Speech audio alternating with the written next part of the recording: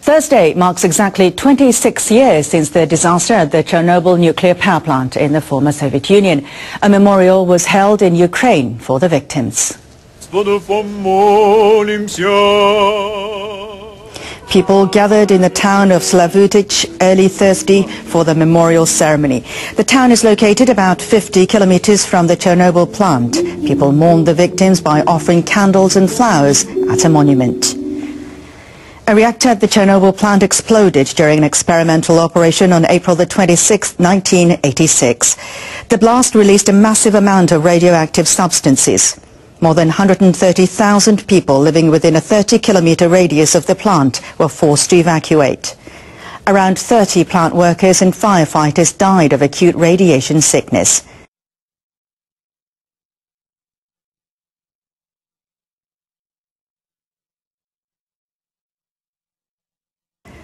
The radiation is still affecting the environment and posing health threats to residents in Ukraine, Belarus and Russia. Last week, Japan concluded a treaty with Ukraine to share information on post-nuclear disaster measures following the Fukushima nuclear accident. And Japan is also in talks with Belarus on a similar arrangement. Keep working on it, Japan. The European Union will defer announcing its stress test results for nuclear plants in the region until autumn this year. Last year's nuclear accident at the Fukushima Daiichi plant prompted the EU to conduct safety checks of all nuclear plants within the EU region. So far, they've inspected only 38 of 147 reactors. The EU was aiming to release the final results by June and make concrete recommendations at a summit. But on Thursday, it said it will postpone until autumn. EU Energy Commissioner Günther Oettinger said conducting thorough stress tests is more important than the timing of the results. These nuclear power plants, no matter how many fail-safes and how carefully they build these things and how much accident prevention measures they use, sooner or later some unforeseen thing is going to happen and there's going to be a disaster. People living near the Oi power plant in central Japan are wrestling with whether to sign off on a plan to fire up 2 of the facility's 4 nuclear reactors. They're balancing concerns about safety, the economy, and the energy supply. Some of them brought those concerns and questions to a public meeting.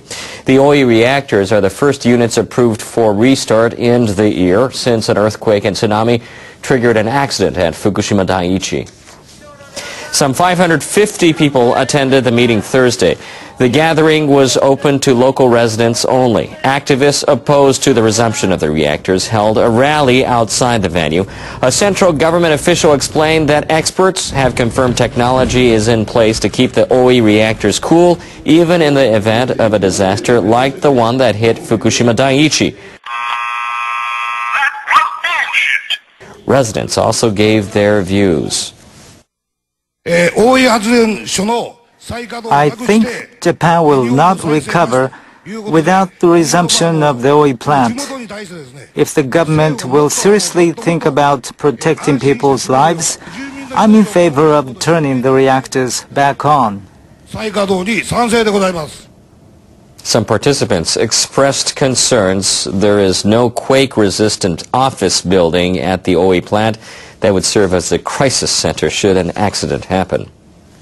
The unimaginable could happen. A quake-resistant building is necessary in case the worst takes place. When it comes to restarting the reactors, the economy and safety should definitely be considered separately. Other residents question whether restarting the reactors is even necessary. Is the electricity demand in the Kansai region as high as the government forecasts? A recent NHK poll suggests 54% of Oi residents are in favor or slightly in favor of restarting the reactors for economic reasons. But 71% of people surveyed voiced concerns about the risk of an accident if the units go back online. Let's take another look at that. Right here, you can see the brain scrambler victim claim another victim. The mayor of Oi says the town council will decide whether to approve restarting the reactors after hearing what residents have to say. No one would believe me. It would be so obvious that I'm lying. Yeah.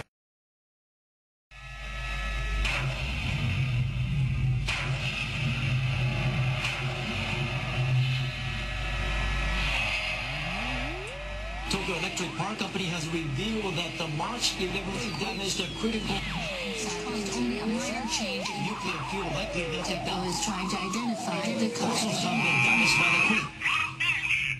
Nuclear fuel likely melted down. May also have been damaged by the quake. Nuclear fuel likely melted down. May also have been damaged by the quake. Nuclear fuel likely melted down. May also have been damaged by the quake. Nuclear fuel likely melted down. May also have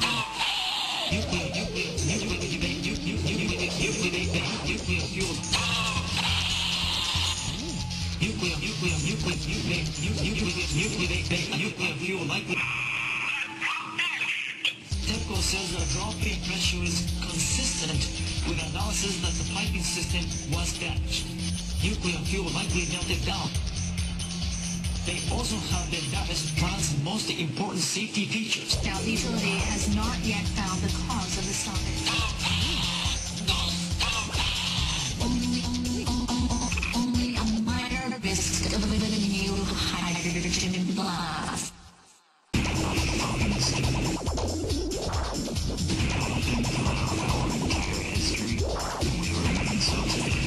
There must be damage. Still unable to function in the system. There must be damage. They have played a key role in the disease. Fuel must be damaged. Function without external Also, there must be damage. systems based on Nuclear fuel must be damaged with analysis that the piping system has been damaged by the damage.